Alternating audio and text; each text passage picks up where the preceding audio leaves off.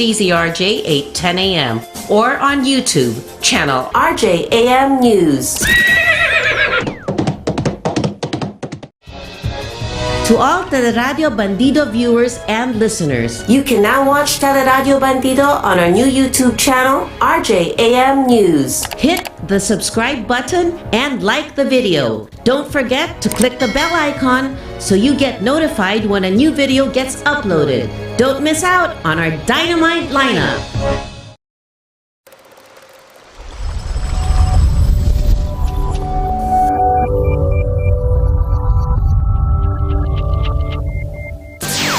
Watch and listen. Kontra Birada every Tuesday from 5 p.m. to 6:30 p.m. Hosted by Attorney Mike Toledo and Attorney Karen Jimeno. This program will discuss the most important and fresh news and events and feature their guest, Attorney Salvador Sal Panelo. So catch Kontra Birada on Radio Bandido TV, Channel 224 Sky Cable, TV Plus boxes, GMA Afforda boxes, and all DTT boxes. Facebook/DZRJ 810 AM and YouTube channel RJAM News.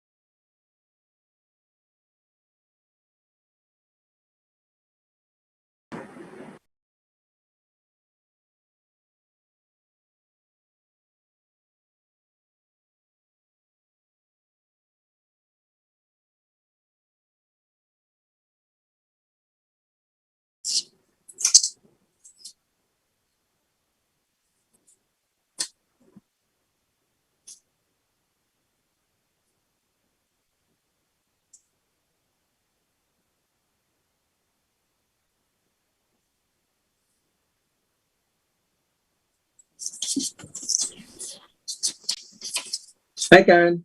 Hi. How are you?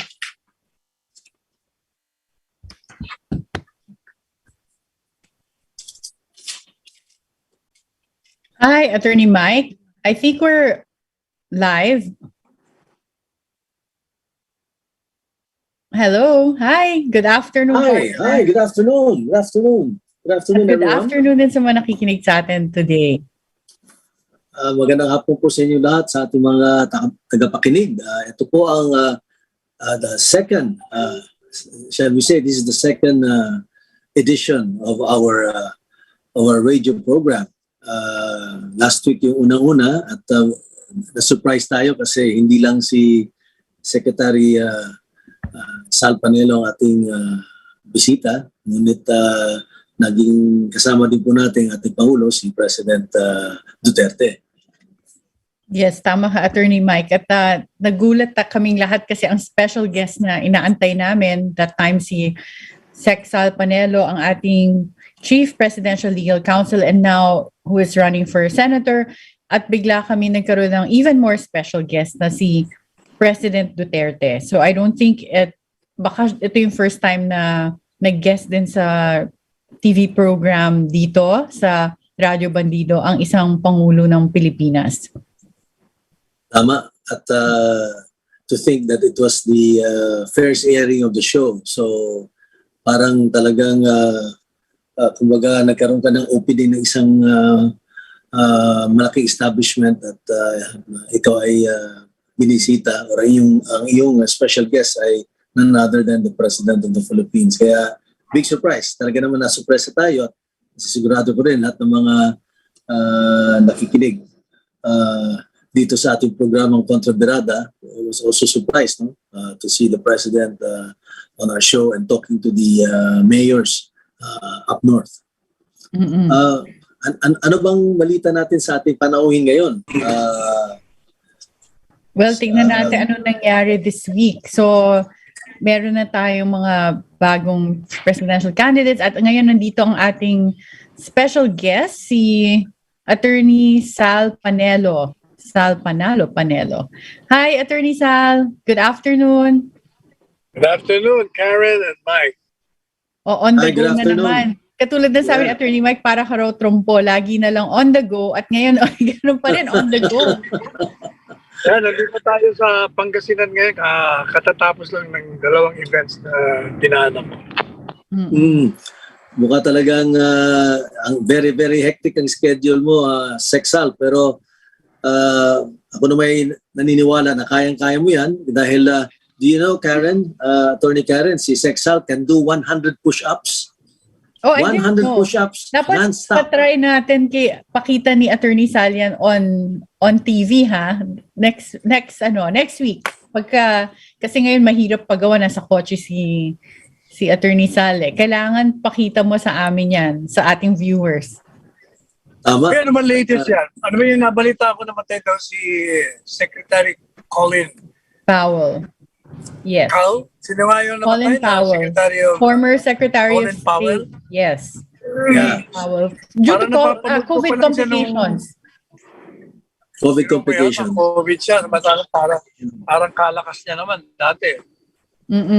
Pero He was Remember, the first, 2 months ago, parang napanood ko pa siya sa CNN. yes. But he's already past 80. So I think baka maybe meron comorbidities. Yeah, siguro nga. At hindi natin makakalimutan si Secretary Powell, yung first African-American na naging Secretary of State. And hindi ko makalimutan, Sexal, no, sa Attorney Karen, nung siya nagtitestify sa UN. If I'm not mistaken, he was presenting the case of the United States war on Iraq in the UN. Sinabi nga niya that they had evidence to show that there were weapons of mass destruction.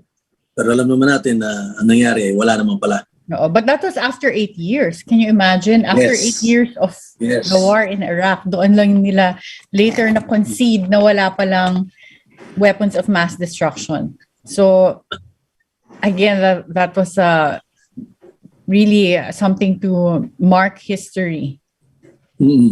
Alam mo, Attorney Karen, ako'y natutuwa no, na nakasama natin ngayon si Secretary Sal. Magandang timing, ika nga, no? Because lately, he just wrote an article sa dyaryo, no? If I'm not mistaken, it must have been the Tribune. But in his article, he was actually talking about perhaps Inday Sara, this time heeding the call of destiny. Baka naman matanong natin si Sexal kung ma-share niya no, sa ating mga panauhin at kikinig kung ano yung sinulat niya at ano yung gusto niya mangyari. Oo, buti tinanong mo, Attorney Mike, because yun yung gusto kong tanungin kay Sexal din. At masabi ko lang pala, on the side, bago magsalita si Attorney or Sexal, na believe talaga ako kay Sexal sa pagka-fashionable. Ngayon pa lang tinitignan ko yung leather jacket outfit niya. Always fashionable, si Sexal. Totoo yun. Totoo yun. Natin. Sexal, what can you say about kung pwede nyo i-share dun sa mga viewers natin, yung article nyo po na sinulat about Mayor Sara. We found it, I read it, super interesting. I wrote that article yesterday, the day before yesterday. It came out in Daily Tribune kahapon. And today, according to publisher Dante, lumabas sa Manila Times. Although hindi ko pa nakakita wala pa ako, nandito pa ako sa ibang probinsya. I wrote that kasi, alam mo, ang mga tao, ngayon galing lang ako, pa-uwi pa lang ako. Yung pinuntahan kong 2 towns, tatlo actually, Dagupan, Calasiao, at Bayambang. Talaga lahat sila they're waiting.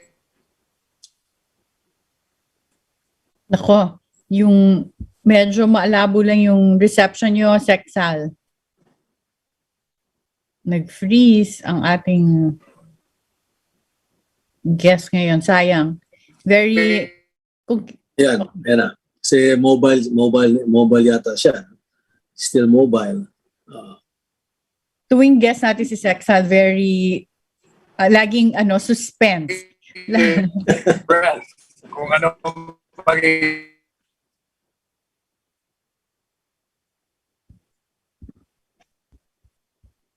sayang. At sana makuha ulit natin na malinaw na yung connection. Ayan. Ayan, nawala si Sexa. Siguro, Attorney Mike, just to give our viewers and our listeners some context, si Secretary Sal may sinulat sa Manila Tribune 2 days ago, and I think makikita po nila to sa internet kung gusto nyong mabasa. Ang title is The Sphinx That Is Sara Duterte. And nandito yung tinatawag niyang very enigmatic or mysterious person daw si Mayor Sara or Mayor Inday Sara Duterte, na makikita mo yung contrast sa personality niya. You know, she's very sweet, but and also very feisty. And I think lahat naman tayo nakikita natin na she's very diplomatic, very elegant, the way she handles herself, pero very down to earth din. So, I think ngayon, ang kinakaharap niya ay itong pressure from so many groups around the Philippines for her to run as president. Tama. Nandyan talaga yung pressure. No? Nakikita naman natin na Attorney Karen, no? Na for several months,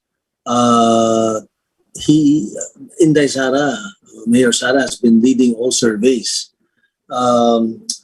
Hindi ko lang alam itong sa latest, very, very latest survey because nag-declare na siya about 2 weeks ago or even more than that na talagang hindi na siya tatakbo. Or of course, hindi siya nag-file ng kanyang certificate of candidacy noong October 8. So, in effect, makikita mo naman talaga kasi any candidate, pag nagsabi ka na ayaw mo nang tumakbo o hindi ka tatakbo or hindi ka nag-file ng certificate of candidacy on the day that you should file, syempre kahit paano yung mga supporters mo ay maghahanap na ng iba sa suportahan. Kaya siguro hindi tayo magugulat kung bababa ng konti ang kanyang ranking sa survey. Pero in fact, Attorney Mike, yung recent surveys na nakita ko, wala na yung name ni Mayor Sara because kasi hindi siya nag-file. Because they're basing it on dun sa mga nag-file. Correct. I think yung mga kahit gustong mag-support sa kanya, they will just choose a name dun sa mga current candidates na nandun sa survey. Tama. Ang pag binasa mo yung article ni Sexal, no, na sinulat ko sa Tribune at pati na rin sa Manila Times, and even by talking to several of the mayor supporters and mga kilala natin, ay makikita mo talaga na syempre may disappointment on their part, no? To those who would really want to see Inday Sara make a run for the presidency kasi naniniwala sila na talagang she has all that it takes, no, to be a president in terms of her qualifications, in terms of her composure, I guess na rin pedigree na rin at and of course yung charisma, no, na talagang nakikita mo na a lot of people are gravitating also towards her. Yun nga ang sinasabi sa article ni Sexal, no. Even in 2019, I think, when they were in Hong Kong at kasama nila yung mga OFWs, sinabi lang ni Sexal at kasama niya yata nandun si Ding Borja, yung ating special envoy for China and Japan.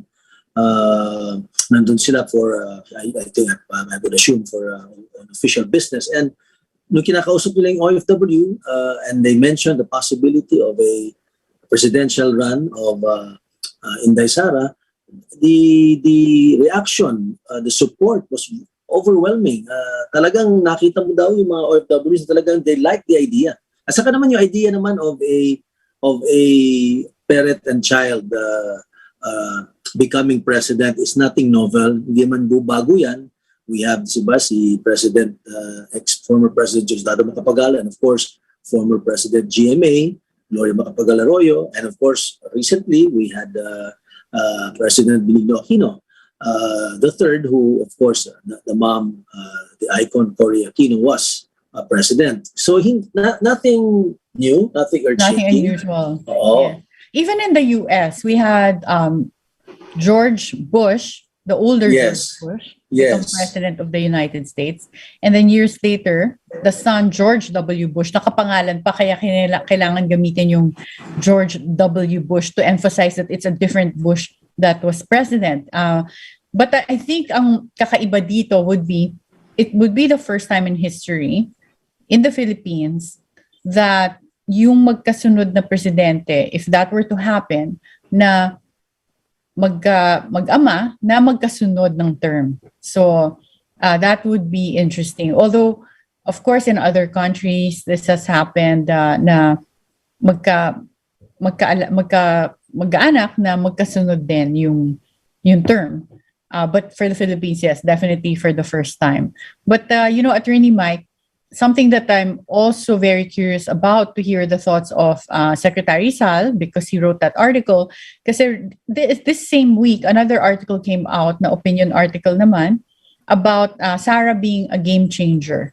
And if you've seen the surveys ever since she said na hindi siya tatakbo, ang nangunguna ngayon sa surveys, depending on which one we look at, but this article, let me just double check again, yung nakalagay dito na game changer siya. I think this came out, yes, earlier this week. It was referring to a survey na ang leading ay si Bongbong Marcos, former Senator Bongbong Marcos, and then next would be Vice President Leni Robredo. But it said that kung sakaling bumalik sa game as a candidate si Mayor Sara, this would definitely change the landscape again of the presidential race. So if there were to be substitution here, mag-iiba pa talaga yung situation ng 2022 presidential elections. Tama ka doon, no, Attorney Karen. Tama kayo sa observation mo, sa comment mo. Talagang, I think, ang nangyari dito, lahat ng mga kandidato, lahat ng mga tumatakbo bilang presidente ng Pilipinas, si Bongbong, si Isko, si Manny Pacquiao, all of them, and of course, now we have Bato de la Rosa, and there's also a candidate from Lakas, no? Lahat sila, noong una, nung wala pang October 8, everybody was preparing for a Sara candidacy. Kasi siya nga yung nangunguna sa survey. At she will also be having the support of the administration one way or the other. So, yun talaga, pinagpaplanuhan na nila yun kung anong gagawin natin pag tumakbo si Sara. Pati na rin yung alignment, ano kaya magiging permutation, magiging alignment, kasi tatakbo siya.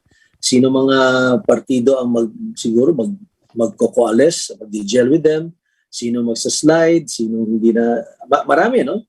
Ngunit nung dumating ang October 8, and then she did not file, although merong November 15 pa naman for substitution. But nung dumating yung October 8, I'm sure lahat ng mga tumatakbo biglang presidente and vice presidente nagkaroon ng reassessment. Nag-isip ulit, sandali lang, mukhang baka nga naman hindi natatakbo si Inday Sara, baka talagang final na yung decision niya. Yan na talaga ang paninindigan niya na hindi siya tatapusin niya ang kanyang term bilang mayor ng Davao City. Kung ganon, they have to make adjustments kasi wala na yung dating front runner. Therefore, paano yan? So nag-isip na sila ngayon. I'm sure nag-isip pa nila na yung iba sana pumapayag na maging habang tumatakbo silang presidente, pero willing sana sila siguro mag-slide down to Vice President kay Mayor Sara. I'm sure may mga kandidatong ganon. Or meron namang iba siguro, okay, hindi na sila tatakbong presidente or vice presidente, pero baka na lang maging senatorial candidate na lang, or hindi man nun, assured lang na may mga cabinet positions. Alam mo naman, at the end of the day, may mga ganyang mga negotiations, mga horse trading, hindi na ako tatakbo, suportado kita, pero kailangan 2 member ng kabinete o 3 member ng kabinete mo galing sa akin. In fact, may narinig akong kwento na ngayon, isang presidential candidate, kinakausap na yung isang presidential candidate, willing daw mag-slide down itong isang presidential candidate as vice president, pero dapat bigyan siya ng 6 na cabinet members. So marami nangyayari, maraming usapan. Wow, I think that's what's happening now, no? Na iba na ngayon. And in fact, tama ka, yung dati, nung nag-declare pa si President Duterte that he will run for Vice President, very few yung nagsabi na tatakbo sila as Vice President. I think yung malakas na yung of even that time na magsabing tatakbo pa rin siya is Senate President Tito Soto. But the other candidates, wala talagang ibang vice presidential candidates na lumutang until nag-withdraw si President Duterte to the surprise of everyone. At ang nag-file ay si Senator Bongo. Biglang after that, nakita natin maraming lumutang na unexpected vice presidential candidates, including Senator Kiko Pangilinan, right? But even then, I was watching an interview of Senator Kiko na tinatanong siya kung he would be willing to step down eventually as a vice presidential candidate, and he was avoiding answering that question when I was watching that interview. He kept repeating na basta hanggang sa dulo ay sasamahan natin si Vice President Leni Robredo. Paulit-ulit yung sinasabi without really addressing the question na kung magbibigay ba siya, mag-give way siya sa iba. But I think merong iba that has written about that na he might give way for other candidates. So I think you're right, Attorney Mike, na may maraming negotiations na nangyayari, which is why other candidates are even prepared to step down if there is a change again in the landscape. Ako napaka-exciting ng ng conversation. Sana makasama ulit si Sexal Panelo para mahingi natin yung kanyang opinion because siya talaga ay babad na babad sa politics and I'm sure he has a lot of inside information. Totoo yun. Marami siyang siguro sanang pwede i-share sa atin.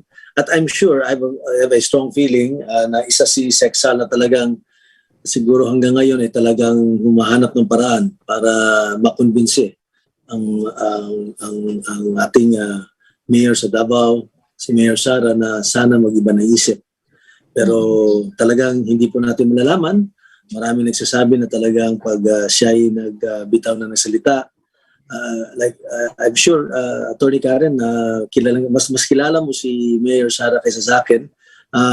While I do know her, I know na nagsama kayo dati sa, I recall yung sa pag-launch ng regional party. Non-profit foundation niya. Yung non-profit foundation.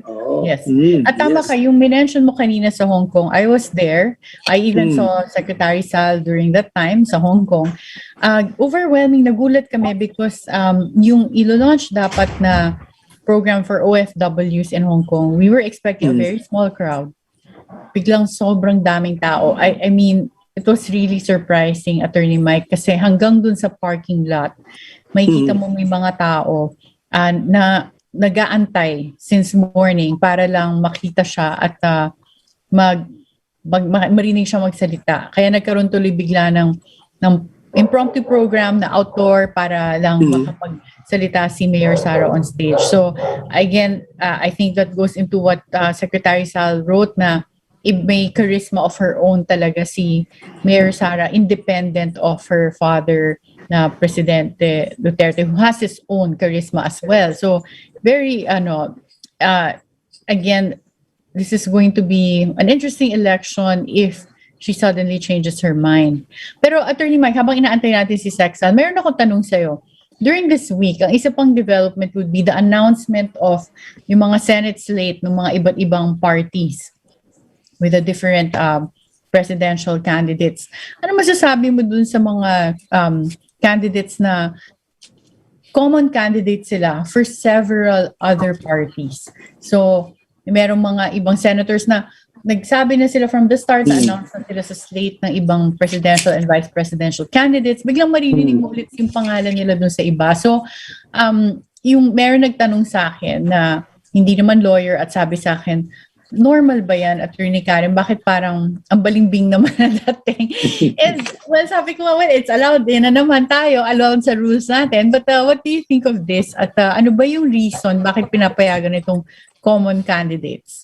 Kasi sa US at ibang bansa, hindi pa pwede yung ganyan. Alam mo, para sa akin, itong having a set of common candidates, parang nababastardize yung party system.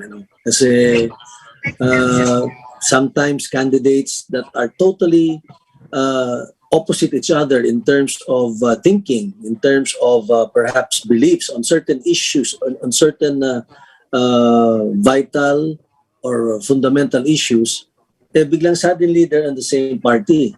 Diba? Parang for example, this particular candidate is against the death penalty. Kasama sa plataforma o kasama mo sa lineup ng inyong as a guest candidate is somebody na for the death penalty, for example, no? Just as an example. So parang magkaiba, magkahiwalay ng paniniwala pero nagsama for the sake of convenience kasi nga gagawing guest candidate. So para sa akin ang bunga ng problema na yan, which in my opinion really weakens the electoral democratic system of the country, does not help. It only weakens it further. It only allows candidates that are not qualified but solely based on popularity are elected into office, no? Kasi una-una, we don't really have a strong party system, unlike other countries, no? In other countries, it is the party that creates the candidate. Ang partido ang pipili ng kandidato based on the rules that they have, based on their platform, based on their ideology, based on their beliefs. Dito, kung sino yung popular, sino yung sikat, yun ang hinahabol ng mga partido.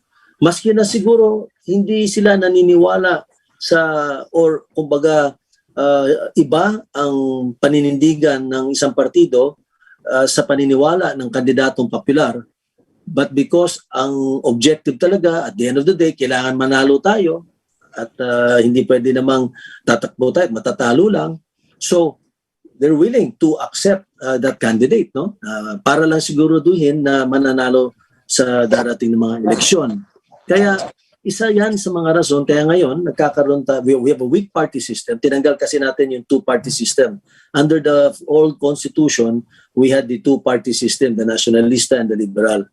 And then, but because I think it was a knee-jerk reaction to the martial law administration, no? Parang feeling nila, I don't know anong logic doon, pero sinasabi nila kaya siguro nagkaroon ng martial law. Isa sa mga dahilan dyan is kasi dalawang partido lang na malalakas, hindi daw makapasok ng iba. So they allow the multi-party system. To a certain extent, okay lang yon, like in other countries. Pero ang problema nga, wala tayong runoff election. So pag may, kagaya na pag-usapan natin last Tuesday, pag may mananalo, what will happen in my opinion in this election? No? You will have 5 candidates, for example, just in the last election. So the winner will probably just get at the most 38-39%. Ramos won at 24%. President Duterte, if I'm not mistaken, at 39%. President Aquino, I think, a little over 40%. Oo. Yeah. So even President Estrada, who I used to be his spokesman at that time, won about, I think, 38%. So we will have a minority president nga, no? Kasi nga walang runoff election. Dahil nga marami mga partido. Yan, ganun na rin sa Senado. Sa Senado naman, yun nga, no, yung poaching. Tinatawag kong, I consider it some sort of poaching. You poach the candidates of the senatorial candidates of others. Para siguro, kunyari, partido A ka, kukuha ka na lang na si tingin mong makakatulong sa iyo para maangat ka rin. And at the same time, kung ano man mangyari, you can always say, uy, hindi kami na zero, ha? May nanalo. Remember, di ba? In 2016, ang Otso Diretso, the senatorial lineup of the opposition, or rather, the opposition at that time in 2016, no? Na zero sila. Oh, 2019, I think. Na zero sila ng administration. And 2019, midterm elections. And if memory serves me right, never in the history, I think, of any senatorial race na zero ang isang whether administration or opposition. Of course, usually it would be the opposition in a midterm election lamang administrasyon. No? Sinasabi yata nila na never pa nagkaroon ng pagkakataon na zero. Pero dito na zero. Kaya siguro, natuto na yung mga iba't ibang partido na kailangan talaga na mag-guest candidate na tayo. Kaya nga nagkaroon ng problema, di ba? Si I understand Senator Trillanes objected to the inclusion of Congressman Eric Colmenares to be in the same party, no, Senate slate. Kasi nga, Are you talking about this this election? This election, di ba? Which surprised me because I've always seen Attorney Nery Colmenares as having the same principles and viewpoints as the opposition. So, na-surprise din ako na hindi siya sa senatorial slate. But Attorney Mike, siguro before we proceed and sana makasali na sa atin si Secretary Sal, mag-break na muna tayo to give way to some reminders and advertisements. Yep, huwag kayong umalis. Filipino heroism, ingenuity, marksmanship, tatak saludo kami. Isang pagkilala sa galing ng mamamayang Pilipino, hatid ay serbisyo saan man sa mundo. Natatanging kwento ng mga overseas Filipino workers, OFW advocates, legal luminaries, educators, scientists, and inventors. Mga piling Pilipinong patuloy na nag-aangat sa pagtingin at pagkilala ng sambayanan. Tatak saludo kami. Pinangungunahan ni Johnny Gomez. Tatak saludo kami. Tuwing araw ng Sabado mula alas 2 hanggang alas 3 ng hapon. Mapapanood at mapapakinggan sa DZRJ 8:10 AM sa Radio Bandido TV, Sky Cable Channel 224, TV Plus boxes at free to air. Simulcast live sa www.facebook.com/DZRJ 8:10 AM at sa YouTube RJAM News. Radio Bandido, recognized and awarded as protector of your democracy in EDSA 1 and EDSA 2. In 2022, our democracy will be put to the test once again. So Radio Bandido will strike again. Our democratic army is in place to give you unbiased, real news and facts so you yourself can decide. Legendary and game-changing commentators. Our lineup, starting with the legendary Ray Langit, joined by the most influential bloggers in the country, Banat Bay and the Pugad bloggers, and other dynamic commentators, Tita Carmen, Jimmy Morato, Barbie Atienza, Bernard Tan, Johnny Gomez, Pete Morato, Sal Panelo with Sal's Panel O, and more announcers and reporters fighting for democracy.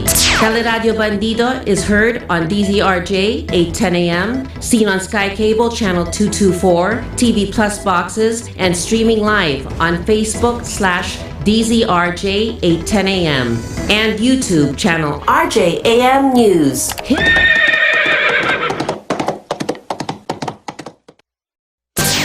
Watch and listen. Kontra Birada every Tuesday from 5 p.m. to 6:30 p.m. Hosted by Attorney Mike Toledo and Attorney Karen Jimeno. This program will discuss the most important and fresh news and events and feature their guest, Attorney Salvador Sal Panelo. So catch Kontra Birada on Radio Bandido TV, Channel 224 Sky Cable, TV Plus boxes, GMA Afforda boxes, and all DTT boxes. Facebook/DZRJ 8:10 AM and YouTube channel RJAM News.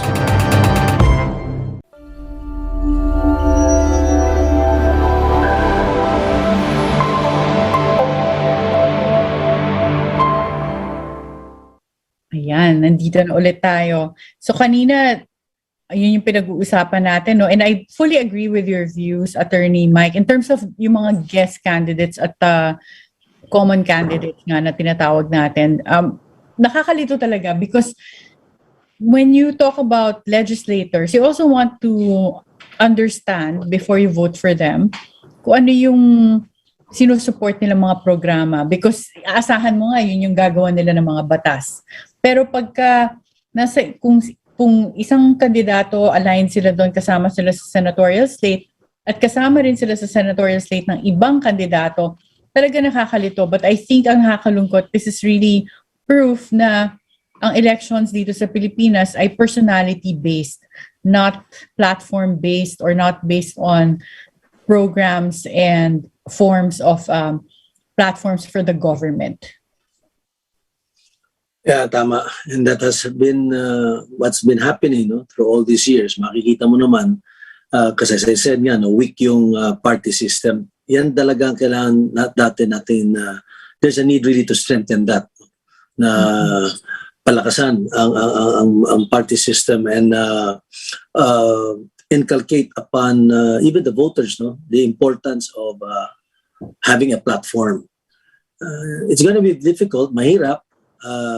It will take a lot of effort and time, so many years, bago talaga matutunan siguro yung talagang nating lahat, no, na ang importante ay pag nakikinig tayo sa isang kandidato, kung ano ba talaga ang plataforma niya, what is his vision for the country, ano bang gusto niyang gawin para sa bansa at paano niya gagawin.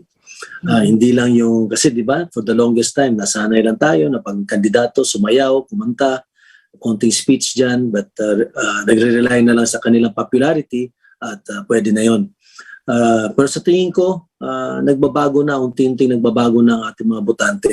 Hindi ako naniniwala na sinasabi nila na hindi discriminating, hindi nag-iisip ang ating mga botante. Hindi po ako naniniwala doon. Naniniwala po ako na ang mga botante natin ngayon ay very attuned na po sila sa mga issue at nakikinig sila. Hindi na sila pwedeng sabihin na dadaanin na lang sa popularity contest, no? Kaya pag nakita ng mga partido din yan, mag-a-adjust na rin sila sa kanilang pagkakampanya at isipin nila na hindi na pwedeng daanin lang sa popularity ang ating mga kababayan kasi very knowledgeable voters na sila, attuned to the issues, alam nila yung mga issue at handa sila makinig kung ano ang programa para guminhawa ang kanilang kabuhayan. Kaya naniniwala ako nagkakaroon na din ng shift, no?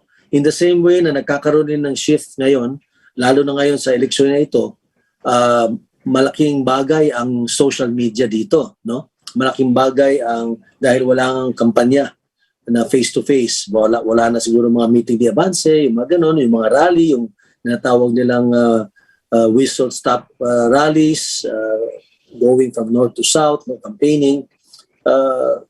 Marami sa mga magiging campaigning ay through social media and of course traditional media, TV being the number one source of information. So in that shift as well, sa tingin ko rin magkakaroon din ng shift sa mindset ng mga campaign managers kasi nag-iiba na ang ating mga botante. O wag naman sanang daanin din sa mga TikTok videos because meron akong mga nakita na candidates na ngayon naman laganap yung mga TikTok videos na sumasayaw sila. So I find it na very degrading to the election process kung yung mga dapat na seryoso nagbigla na lang unti-unting lumalabas ng mga TikTok videos. I hope they don't think that that's a way to also gain popularity as a candidate. Pero something that also for me is an indication, Attorney Mike, ang sinabi mo na people are, or Filipinos are becoming more discerning and they really want to exercise their right to vote and the right to influence kung sino magiging next set of leaders natin for our country is the turnout sa voter registration. So ako as a Filipino, very proud when I see sa news na dumadami talaga yung pumipila at yung iba, inaabot sila ng whole day, 7 hours, 8 hours, or iba, madaling araw pa lang, nag-aantay na sila dun sa voter registration para lang makarehistro at para makaboto sa 2022. Tama ka dyan. Actually, very inspiring, no? Nakita ko lalo yung mga ating kababayan at mga kabataan, no? Na perhaps in the past, hindi sila masyadong ganado or maybe there's a little indifference. Parang feeling siguro nila noon, bumoto man ako, hindi. Wala naman talaga akong magagawa. No? What can I really do to make a change? Which is, of course, alam natin, mali yun. Kaya I think ngayon, naisip ng mga kabataan na no, each and every one of us can make a change. Yung isang boto, malaking bagay na po yan. At pag hindi mo ginamit yung karapatan mo at yung lakas mo, it's a sort of power, no, na ibinibigay sa iyo tuwing mayroong halalan at karapatan na binibigay sa iyo ng ating konstitusyon. Pag hindi mo ginamit yon, sayang at baka gamitin din ng iba.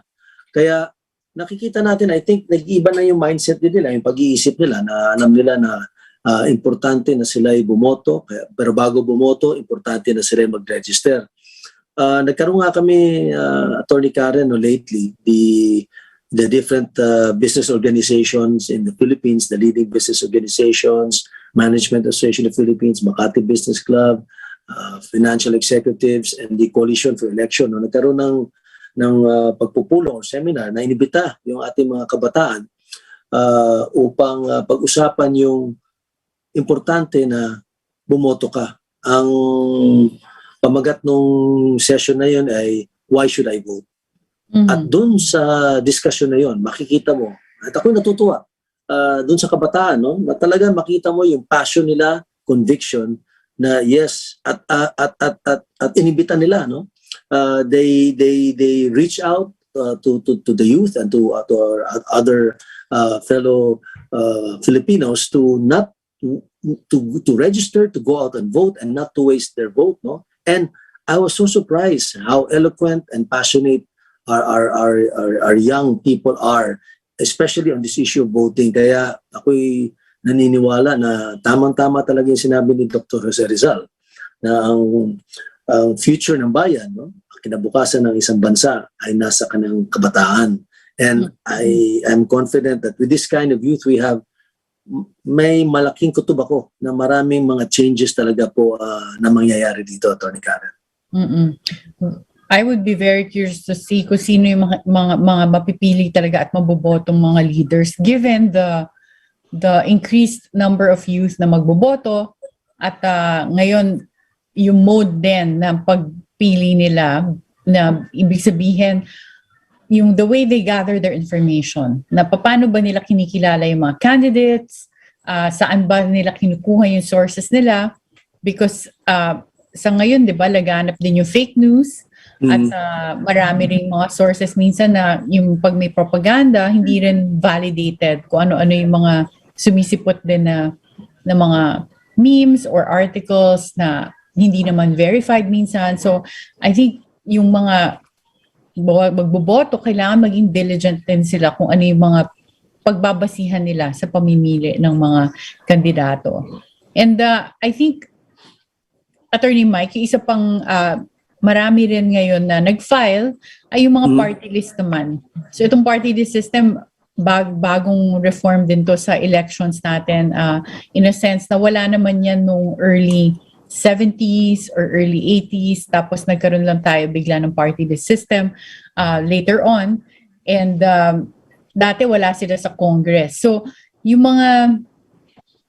kanina yung sinabi nga natin na platform or pagka-personality based, ang nakikita ko naman na interesting would be yung kung sino-sino yung mga people behind party lists. Kasi siguro for the knowledge of those na nakikinig sa atin, yung party list system, it's supposed to represent a minority, to advocate for a minority group. So meron tayong mga iba-ibang mga party lists, and I think yung isang controversial, Attorney Mike, yung tinatawag nila na Mothers for Change or yung kay Mocha Uson na party list na bago, and she filed for candidacy, but then she was also criticized, and one of the things that also was criticized about her leading a party list na Mothers for Change is the fact that she's not even a mother. So what can you say about itong mga party list systems and the type of party list? Kasi dati may mga iba rin na mga party list for security, mga security personnel, pero ang nag-lead ay wala naman kinalaman ever sa pagiging security himself. So, yung mga ganyan, anong masasabi mo dyan? Magandang punto yung rinaise mo ulit, Karen, on this party list system, no? Yung objective and reason or raison d'être of a party list system, maganda. Kagaya na sinabi mo, para mabigyan ng representasyon ang certain so-called marginalized members of society. Kunyari, pagpalagay natin yung mga farmers, for example, kung ang pananaw ay baka kulang sila ng representasyon para mapag-usapan, mapag-aralan ang kanilang mga adhikain o kanilang mga problema o ang kanilang mga gustong gawin, no, na pagbabago sa ating batas, no, through legislation or policy. Yun ang objective ng party list system. Unfortunately, ito po ay naabuso at nakita po naman natin ito po ay naabuso dahil nga una-una minsan ginagamit na rin na paraan para ang mga existing na nakaupo na members ng Kongreso na nakaupo kasi meron mga siguro mga term limits and all that, no, or other rules that would prohibit them from running, ginagamit ito as a vehicle or as a means para they can still hold on to their positions in Congress, not through a regular seat, which is what you call when pag inelect ka, no, as to represent your district, no, in a certain province, but rather to a party-list system. Yung iba naman, kagaya ng sinabi mo, hindi naman talaga sila truly representative of the party list that they're supposed to represent. I mean, if assuming it's going to be a party list for fishermen, for example, but if you are not a fisherman, then how can you really actually represent? Now, these are issues. But of course, it doesn't mean just because you're not a fisherman, you cannot represent. Even if you're not, but if you have been an advocate for fishermen's rights, for example, pwede naman. Ang problema lang, merong talagang tumugon or sumunod sa wisdom, no, ng party list system. Pero nakita rin po natin na there has been a lot of abuse, no? And ito yata ang isa sa mga bagay na I think pinag-aaralan din. Maybe there's a need to amend some of the provisions. Others take the very, shall we say, very extreme position na tanggalin na daw yan kasi hindi naman talaga daw effective.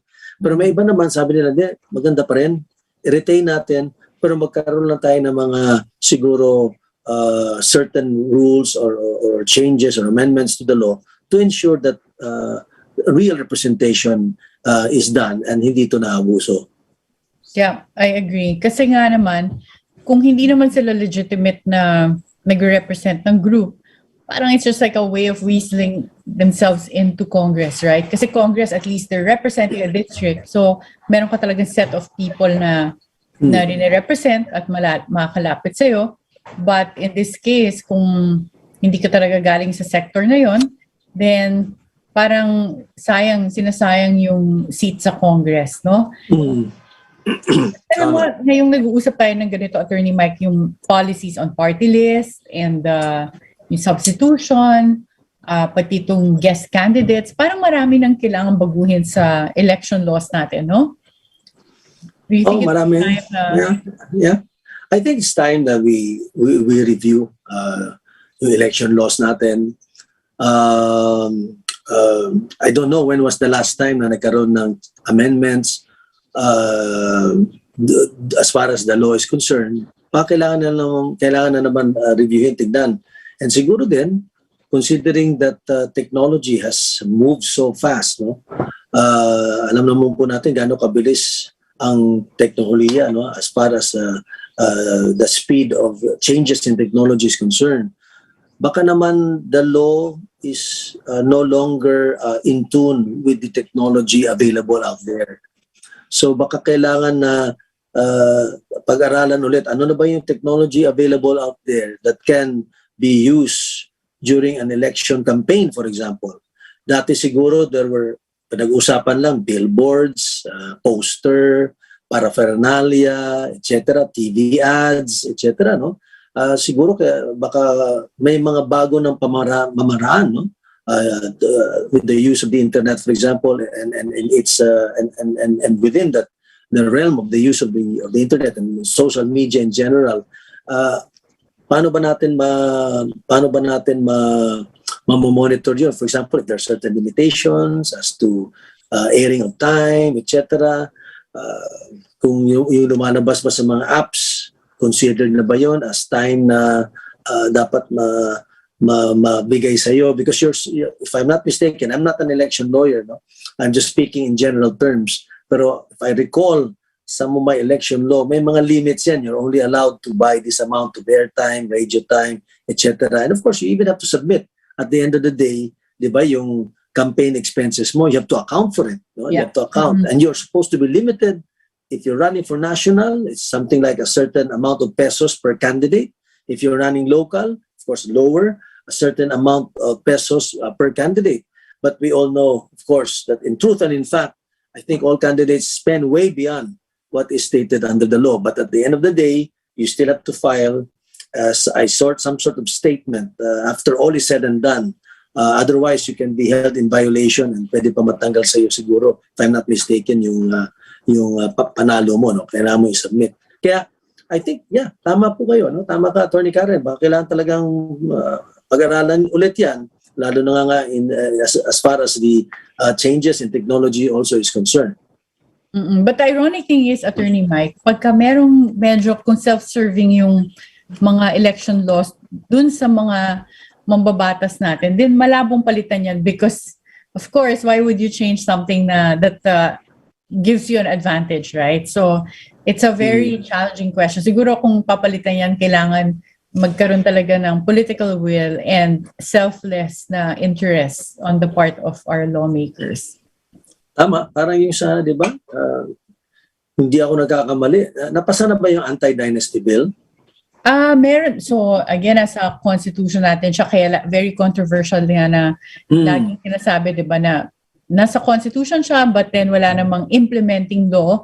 Kaya Correct. every time merong nagko-contest na it's a violation of the anti-dynasty law, people say, or at least the ones who want to ignore it, say that wala naman tayong law technically. And I think based on di ba may mga nag-push na ng anti-dynasty bill, but I don't think na meron na tayong law on it, Attorney Mike, that really has teeth or na meron for enforcement in terms of penalties or ano, walang ganon. Wala tayong penalties kung magkakamag-anak yung tumakbo, and that's why we're still seeing that happen up to now.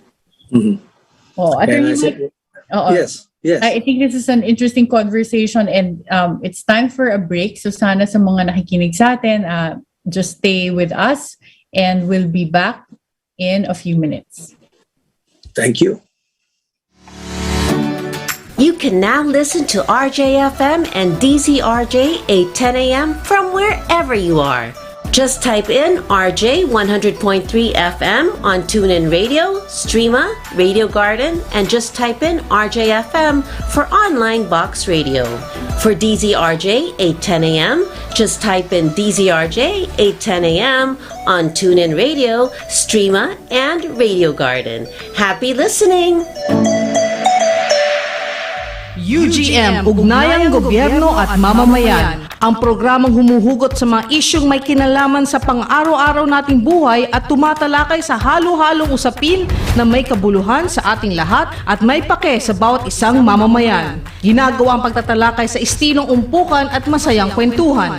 Bukod sa mga balita ni Mastermind Raul Bertodazo, hinihimay din ng UGM kung bakit mahalaga sa atin ang mga desisyon ng gobyerno at kung ano ang magiging epekto nito sa ating pang-araw-araw na buhay.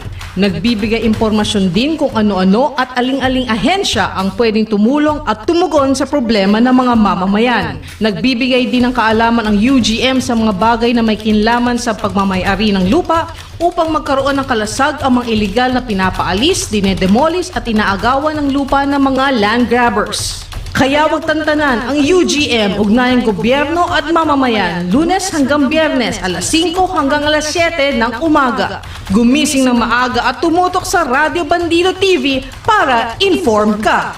Watch Monday to Friday from 5 a.m. to 7 a.m. on Teleradio Bandido, Channel 224 Sky Cable, Free-to-Air Channel 29, TV Plus Boxes, DZRJ 810 a.m., Facebook/DZRJ 810 a.m., and on YouTube channel RJAM News. watch, and listen. Kontra Birada every Tuesday from 5 p.m. to 6:30 p.m. Hosted by Attorney Mike Toledo and Attorney Karen Jimeno. This program will discuss the most important and fresh news and events and feature their guest, Attorney Salvador Sal Panelo. So catch Kontra Birada on Radio Bandido TV, Channel 224 Sky Cable, TV Plus boxes, GMA Afforda boxes, and all DTT boxes. Facebook/DZRJ 810 AM and YouTube channel RJAM News.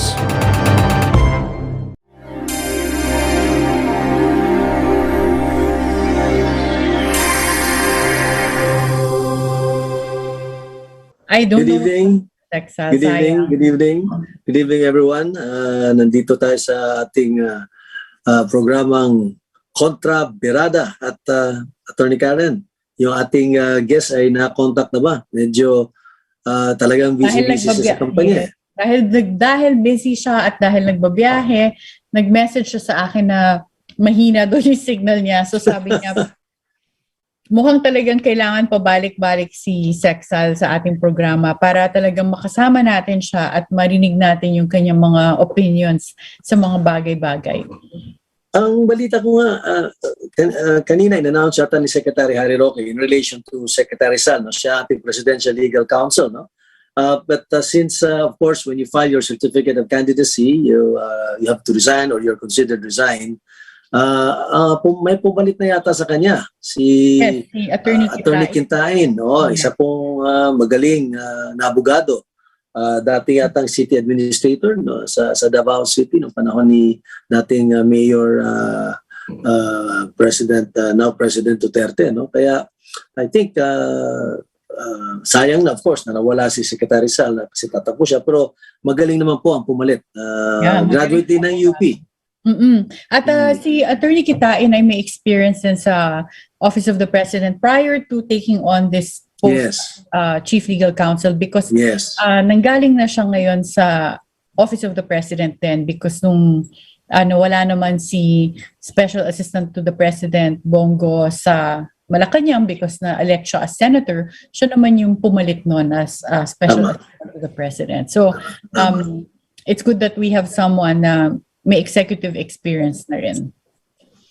May alam ka ba? Dami na ngayong nagre-resign at I mean yung mga nag-file ng candidacy. Yes. May alam ka ba, Sir Karen, bakit yung ibang membro ng kabinete na umpisa ay nagsabing sila ay tatakbo bilang senador, hindi naman natuloy, no? Like si Secretary Tugade, si Secretary Roque, but of course we'll never know because November 15 still change, no? Pero that would mean file dapat sa pareho nilang partido.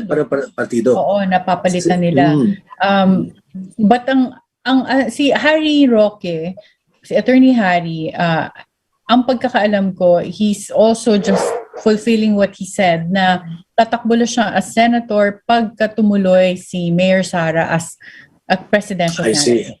I see. But for Secretary Art Tugade, hindi ko alam yung reason bakit hindi siya tumuloy. Considering that nakikita ko dati yung mga surveys, pumapasok naman siya sa surveys as a candidate. I mean, as a potentially, mataas naman yung numbers niya for Senate. So baka naman ayaw niya lang talaga. Baka ganun din. Baka naman siguro sa kanya naman kung hindi tatakbo si Mayor o kung hindi tatakbo si Presidente bilang Vice President, siguro hindi na rin siya tatakbo. Marami din naman siyang ginagawa ngayon, no, sa Department of Transportation, no? And I would like to congratulate Secretary Art, no? Talaga kasi marami din na-accomplish si Secretary Art. Alam ko yan kasi involved yung grupo namin, marami mga infrastructure projects at kami natutuwa sa mga tulong niya. At of course, kay Secretary Mark Villar. Pero tumuloy si Secretary Mark and I understand, malaki ding tulong si Secretary Mark, no? Dito sa mga nakikita natin magagandang infrastruktura. I understand, medyo siya ang isang cabinet member na the highest, I think, rating, no? Among the senatorial candidates. Mukhang si Secretary Mark yata. Yes, that's true. At I think meron din siya advantage with the Villar surname because the family has been in politics for a long time. From the dad and ngayon si Senator Cynthia Villar nandun din. But again, like you mentioned nga, that's what I find interesting na nasa law natin or nasa constitution yung anti-dynasty. But again, to your point na tinatanong mo kanina, may batas na ba tayo against dynasties, political dynasties? I think the fact na may mga tumatakbo na from similar families for a similar position shows that wala pa talaga tayong batas against political dynasties. Because, even former Vice President Binay is running for Senate. Yes. His daughter, Senator Nancy Binay, is still in the Senate. So, and then the two ejercitos, Senator Jingo Estrada and Senator JV Estrada are both running for Senate. Although at least ngayon wala naman sa kanilang nakaupo as senator. But dito mo makikita may mga nagsasabay-sabay. So of course, or sakaling manalo, itong mga tumatakbo ngayon for senator habang meron silang kapamilya na nandun na magsasabay ang mag-ina or mag-ama na nasa Senate din. Kaya, ika nga nila, only in the Philippines. Actually, ako personally, if I may share, Atty. Karen, yung personal stand ko dyan sa dynasty bill. Ako personally, parang sa akin, why come up with the dynasty bill to begin with? No? I know, siguro maraming magdi-disagree sa akin. Kasi, paano naman kung magaling talaga yung unang-una, hindi nga ako naniniwala sa term limits eh. Kasi in other countries, if I'm not mistaken, for as long as the electorate would elect you, then go, serve as much as you can. In fact, it also helps, for example, sa Senate. In the United States, in the Senate, pag ikaw ay naging chairman ng, for example, committee on agriculture or finance or foreign relations, makikita mo they're really experts in their fields. Why? Kasi matagal silang nandun sa committee na yon. Doon sila natuto at nagkaroon ng marami pang experience because yun na, continually they were elected as a senator, no? So, yan isang plus din dyan, no? Anyway, kung ikaw ay naman you're not doing your job or you're not taking care of your constituents, for example, syempre obviously hindi ka nila ihalalang. Pero para sa akin lang, kung magkakaroon ng term limits, dapat 3 terms ka lang. Anyway, ang ginagawa naman nila, pinapatakbo lang nila yung asawa, kaibigan, or anak, or asawa, kapatid, pamangkin. So for me, that's another thing that perhaps pwedeng, I don't know. Pero I think requires a constitutional change, no? Yeah. Parang why come up with term limits when what if the electorate really wants to elect you? Anyway, ang ginagawa naman nila is what they cannot do directly, gaya na sinasabi natin sa batas, they are doing indirectly. Yeah. And yung sa dynasty naman, kunyari, kung magaling naman yung, ano bang masama? Kung kunyari, itong pamilya ito, talaga magagaling sila. They have a tradition of excellence. Yung nilang gawin, they want to be in politics. Yeah, I agree with you, Attorney Mike. And not for the sake of agreeing, I see your, because even in the US, the Kennedys, they're very known as a family to be in politics. JFK was the president of the US before he got assassinated, but the brothers were also in politics. So as you can see, dynasties exist in that way. But you're right, as long as may safeguards that will allow the electorate to choose those leaders if they want them to still be there, I don't see putting artificial limits to their ability to serve. And in fact, dito sa Pilipinas, and this also exists in the United States, na pagka yung isang elective candidate or nasa position na sila ay hindi nag-perform well, we have what is called recall. Recall, yeah. So, pwede ninyong tanggalin yung isang nahalal nyo na pagka hindi okay yung performance nila. And that, I think, is something that is a good safeguard para kung nagkamali man, pwedeng tanggalin sa pwesto. Tama. Talagang marami pang siguro kailangan i-review ulit as far as elections are concerned, the conduct of elections, the results of the elections, and as far as sectoral representation is concerned, and of course, at the end of the day, as far as representatives in the House and in the Senate, and of course, the executive officers of the President, the Vice President, kailangan siguro tignan talaga natin yan. Baka again, maybe it's about time to take a look, and maybe it's about time that changes have to be made. And ako, lalabas din ako from the topic of just elected positions. Yung mga dinalagay na nga na limit. If we look at non-elected positions like being a justice of the Supreme Court, I also don't see yung bakit meron tayong retirement age when in fact you can have a justice that's still fully functional even if they're beyond 70, beyond 75. In the US, sa kanila, yung mga Supreme Court justices, they stay in their post until they're hanggang talagang matanda na sila at mag-retire na lang sila because they're too weak to perform their functions, or if they die, just like Justice Ruth Bader Ginsburg, RBG. She's a very, very good female justice of the U.S. Supreme Court and has written so many good landmark case decisions. And I think that's something that we should revisit because, in fact, they tend to become better and better through the years if they're not forced to retire because sobrang kabisado na nila yung trabaho nila and they've become very efficient at it. If you look at the minsan yung mga na-appoint na justice or chief justice sa atin, natitira na lang nila 1 or 2 years before their retirement. So, I've served in government. Minsan yung 1 year na yun, that's your learning stage eh. So, kahit i-compare natin yan sa elected positions ng mga local government positions or Congress, napaka-ikli ng 3 years. Yung first year, ginagamit nyo yan to hire your own staff, to learn the job, and then second year is when you really start implementing. Biglang, on the third year, last year na nila on their first term. Usually, pag ganyan, biglang busy na ulit sila trying to prepare for the next elections. And that's very distracting for their jobs. Tama, sa United States nga, yung justices nga, kaya sinabi mo, until they retire or they die in office. Kasi, let's face it, yung 70 yata ay very... Ano pa yan eh? I'm sure a lot of people will agree. It's very productive pa rin. In fact, not only is it very productive, but sometimes, and history will bear me out, makikita mo a lot of people who came up with brilliant ideas, with creative ideas, with groundbreaking, earth-shaking, disruptive ideas. Marami sa kanila are in their late 60s or in their 70s. Yeah. Maraming ganon. I'm not just talking about science, no? Pati sa literature, sa science, sa arts, and one can take a look, no? And will see na marami sa kanila, some of them became even more famous or became more productive or came up with these ideas nung sila ay medyo in their latter part of their years, or maybe you can even say maka-twilight of their years. Kaya, and maybe, let's also add, no? Ngayon, at present time, di ba sinasabi nila,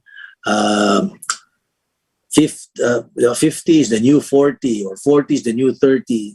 I guess because of technology, because also of nutrition, the kind of food we eat, and of course, the environment, somehow, longevity of people, of the human being, all races, in terms of longevity, ang lifespan ng tao ngayon as compared to years ago or even centuries ago, ngayon mas mahaba-haba na because of science, of improvement in perhaps also the improvement of the genes, and of course all the medical breakthroughs, mas humahaba ang buhay ng tao.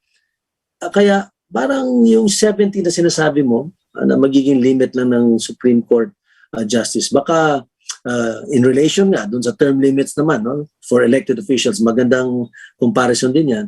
I agree with you. Maybe siguro kailangan na ring reviewin yan. No? Baka naman and it will also, yun na nga, ang kalaban natin dyan, hindi naman sa kalaban. But of course, those who will oppose that are those, of course, who are the younger justices, for example, who are saying naman, look, if they stay there forever, there's no chance for me to become a Supreme Court Chief Justice or a Justice, no? Yun ang ano dyan.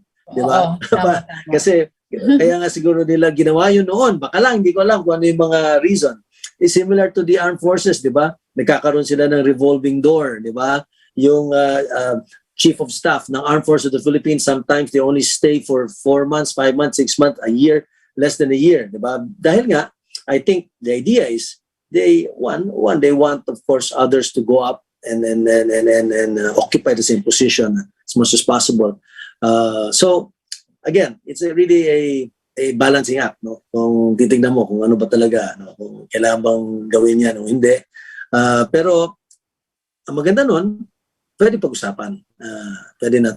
I agree. But at the end of the day, Pag-usapan. they should really review these laws. And there's a quantitative or way to do it in terms of looking at yung mga terms that where if it's short,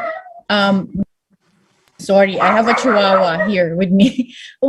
Ang magandang tignan dyan would be, depending on the length of the period, kung gaano ba karaming decisions ang na-churn out ng isang incumbent justice or chief justice. And pag short ba yung term, does this affect, di ba, how much they are able to decide and the quality of the decisions dapat reviewin din. Maano lang, Karen, no? Kasi I think we're medyo may oras pa naman tayo, no? May oras pa naman tayo. We still have a little time. Pero hindi pa tayo sure talaga kung makakapasok yung ating panauhin ngayon. Baka naman susupresahin na naman tayo. Baka may special guest na naman siyang ilalabas. Well, antabayanan niyo po sa ating mga tagapakinig. Baka meron siyang special guest at magugulat na naman tayo kung sino man yon. Pero while waiting, no, for either our special guest, Secretary Sal, to come out and be interviewed lengthily this time, or baka may special guest nga. Siguro, tanong ko lang sa iyo, anong pananaw mo, Attorney Karen? Kasi may mga nagsasabi na since mukhang malabo na nga daw natatakbo si Mayor Sara, etong laban na to will narrow down to just two. It will be BBM versus Isko. Ano sa pananaw? Ako naman, ang nababasa ko ngayon sa ibang mga lumalabas na articles at opinion articles would be, it will be BBM versus Lenny daw. So parang repeat nung vice presidential election last 2016. So parang naging, and then of course yung mga naglalagay ng color, it's saying LP versus the Marcoses. So hindi ko talaga, alam mo, isang gusto kong maging topic natin, and let's please, at our future episodes, let's invite someone from an expert that knows how to talk about surveys and how it's conducted. Para we also know how reliable surveys are, because what to me is not clear would be how surveys also influence the minds of voters and how they frame who's ahead or not and how reliable they are. Kasi like you said, yung iba sinasabi it's between BBM and Isko. The others are, yung na nabasa ko this week, are saying it's between BBM and Lenny. And yung iba naman sinabi na wala talagang clear winner pa. Because it's too early to say. How do we even know kung reliable itong mga surveys din na lumalabas ngayon, right? So, again, pati yung online surveys naman, merong isang lumabas na ahead naman dun si VP Lenny, and merong naglabas naman na article na sinasabi na marami doon trolls na nag-vote. So, there should be siguro mga dapat reliable and some safeguards for people to know kung gaano ba reliable itong mga nakikita natin. Because I know some people na personal friends ko na nai-influence din minsan yung choices nila eh. Like I know some people na sabi nila, ako personally, kung ako yung tatanungin mo, iboboto ko ito or siyan, or iba naman sasabihin nila, Senator Lacson sana, pero mababa naman sa survey. Yung para bang napapa-influence din sila sa surveys kung sinong i-vote nila. So, that should be something we should put in our future episodes. Yun nga eh. Yata mo itong survey, importante yun. No? Totoo yun. Pero ako sa aking pananaw, ang survey dapat should be a tool to be used by the campaign managers, mga nag-ooperate sa kampanya para makapag-analyze sila saan sila malakas, saan sila mahina. Sa aking pananaw lang, although karapatan, other freedom of information, no, and freedom of expression, karapatan nila na i-print nila ang kanilang mga survey, di ba? Palagay na natin wala muna social media, no? In the world before na wala social media, karapatan nila i-print. Pero alam naman natin, pag ikaw ay nag-survey at napalabas ka ng survey, whether you like it or not, magkakaroon ng bandwagon effect yan. Magkakaroon ng effect in the sense na isipin nila, doon tayo, siya na pala leading, dito na lang tayo. And then of course, doon din lalapit yung mga funders, no, kung sino yung leading. But at the end of the day, the survey is really just a snapshot. Nasabi ko yata to sa last week natin. It's a snapshot of that particular period when the survey was conducted. Kaya siguro mas maigi pa, siguro lang, no, mas maigi pa na yung survey sana, siguro, again, I do not know if this can definitely baka ma-question sa Supreme Court or any court for that matter. Siguro dapat ang survey should not be published. It should be used privately by those running for office to help them in their analysis and in their campaign. Ang pwedeng i-publish mo is yung survey, yung exit polls. Di ba? Pagkatapos nilang bumoto sa araw ng botohan, magkaroon ng exit polls at makikita kung nagre-reflect ba yung exit polls dun sa resulta talaga ng halalan. Doon pa ako sang-ayon. Pero yung survey itself, ang nangyayari ay imbis na gamitin ng tool for analysis, no, nagiging tool nga to come up with the what you call the bandwagon effect, no? And then yung alam naman natin, yung iba, hindi ko linalahat, no? Kasi nga we have to be very careful about what survey are we really talking about. Una-una, sino ba yung nag-survey? Sino ang mga sinurvey? Ano yung tinanong sa survey? Sino yung kasama? Kasi minsan, pa nag-iiba-iba yung permutation, kunyari, 5 kandidato o 2 kandidato lang, iboboto nyo ba si ano or si ano? Or 6 sila. Pag tinanggal si ano, sino iboboto nyo? Maraming ganun eh. Di ba? Maraming permutations na ganyan eh. Mm-hmm. So, unless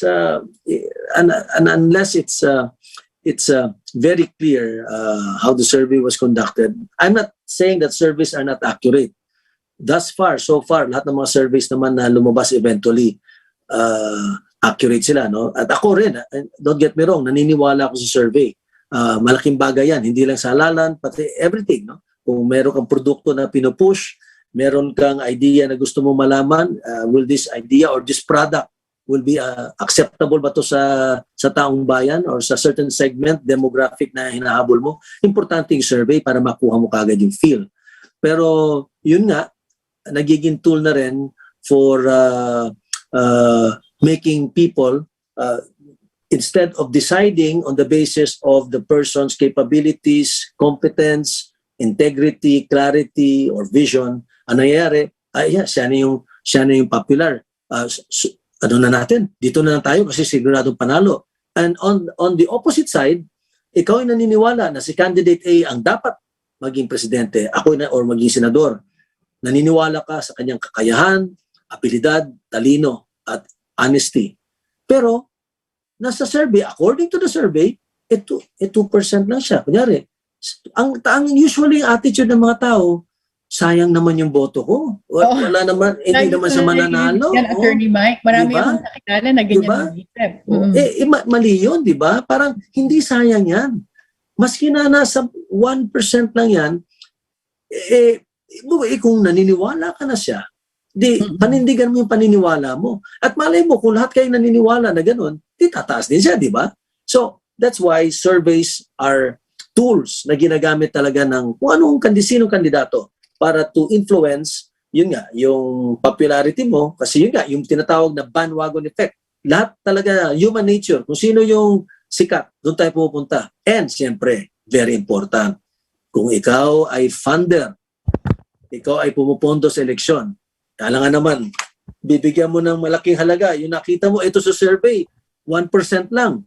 Natural, doon ka sa mataas. Normal, di ba? Kaya ganun. Kaya it's very exciting times talaga. But ilagay natin talaga yan for our future episode na invite tayo na expert. So ako marami kasi yung tanong din dyan eh. And I'm sure yung para din sa mga kaalaman ng mga natin, makikinig sa atin na para maintindihan din nila. Paano ba talaga ginagawa yung survey at dapat mong paniwalaan or how should we use them? What's the practical and way to really use surveys na what it's intended for, di ba? Kasi kung hindi naman dapat na yun yung taga-guide sa atin sa pagboto, then dapat wag natin yung gamitin na basehan kung sino iboboto natin. Diba? Trivia lang, Attorney Karen, yata si Sexal. Si, Secretary Sal. At talagang Although patapos na tayo of our program. At least nakasama pa natin siya.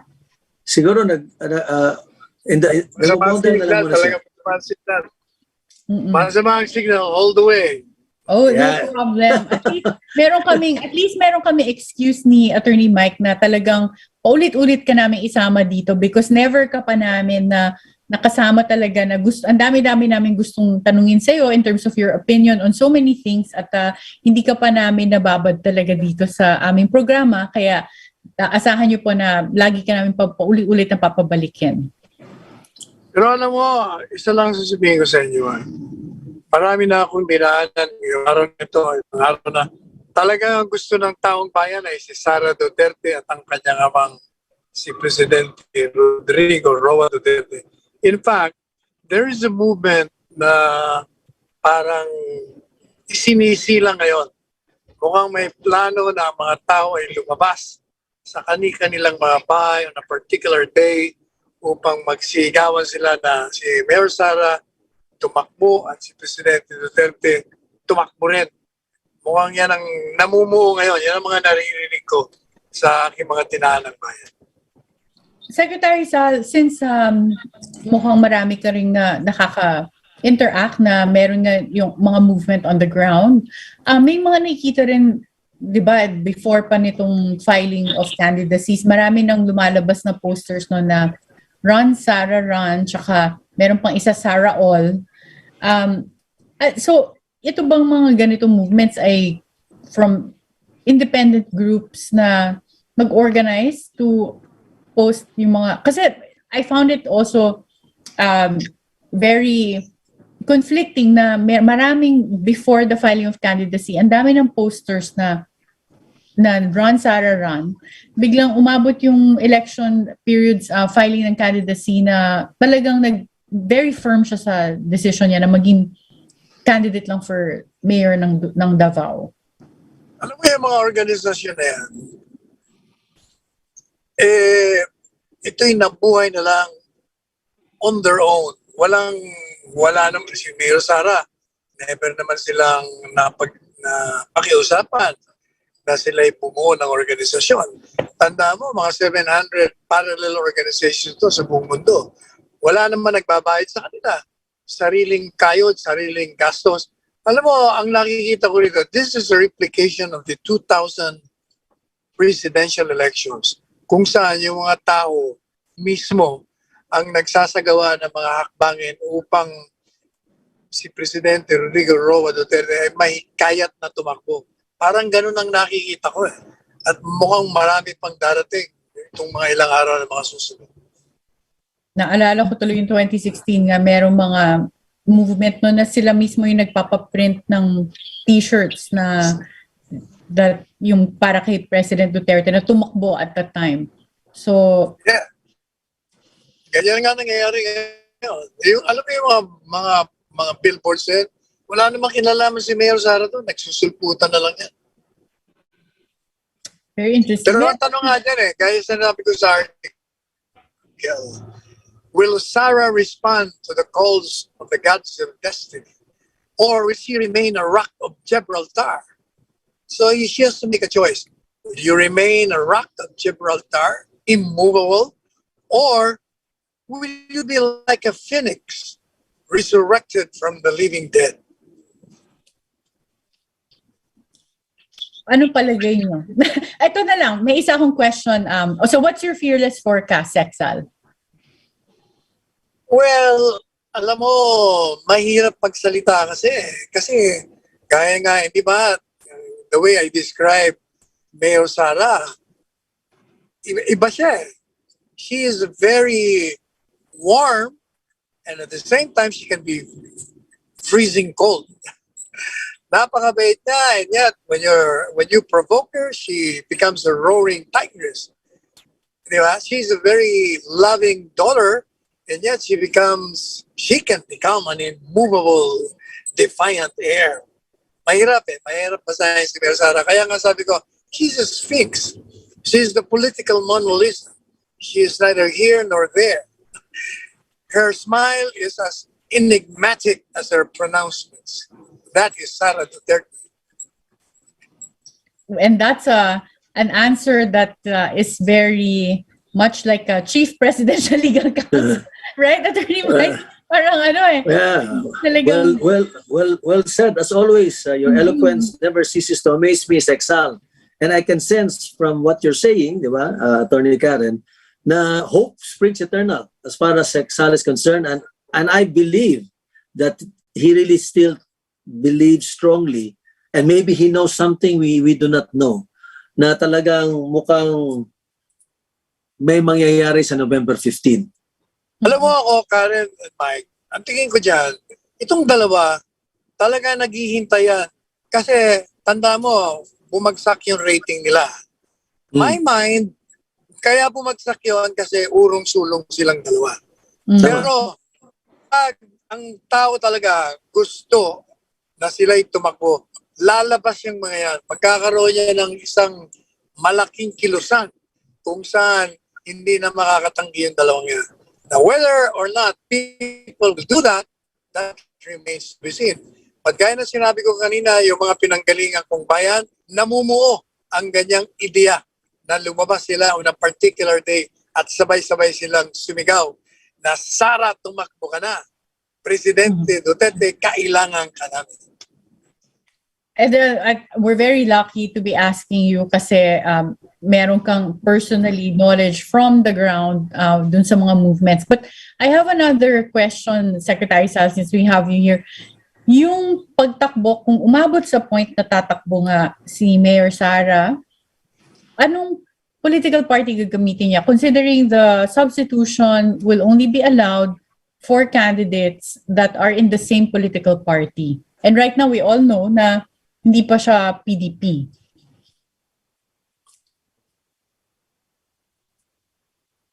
Madali naman. Yes. Yeah, go ahead. She can always be a member of a party a few minutes before making a substitution, di ba? Mag-taking ka lang sa isang partido at dati namang merong pwedeng mag-substitution. Pwede rin. I don't think that's the problem. Wow. Okay. Very exciting. So, nako parang ang bilis talaga ng oras. Nabibitin na lang kami na we have an hour and a half na lumipad na lang basta. At syempre, na-suspend, talagang suspense na last few minutes ka nag-join. So we really hope you can be with us again next week. Naghintay tayo, Attorney Karen, ng baka special guest, no?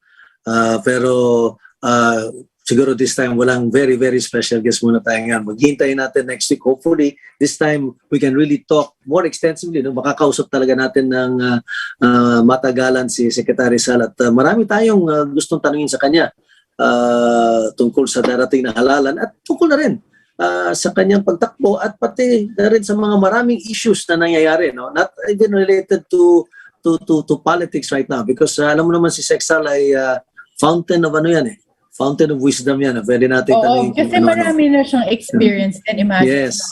Private practice to public office and of course, during his time even in private practice, marami siyang hinandle na high-profile cases. So, we really want to hear more about your inputs on all the different issues.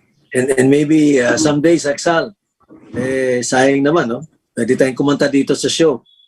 At yung 100 push-ups, aasahan ko yan. Kailangan makita ng mga viewers natin yan. Thank you. Sinabi na ni Atty. Mike. Thank you. Darating tayo doon. Thank you, Secretary Sal. And we are looking forward to having you again as our special guest next week and in the upcoming episodes. Maraming salamat, Sexal.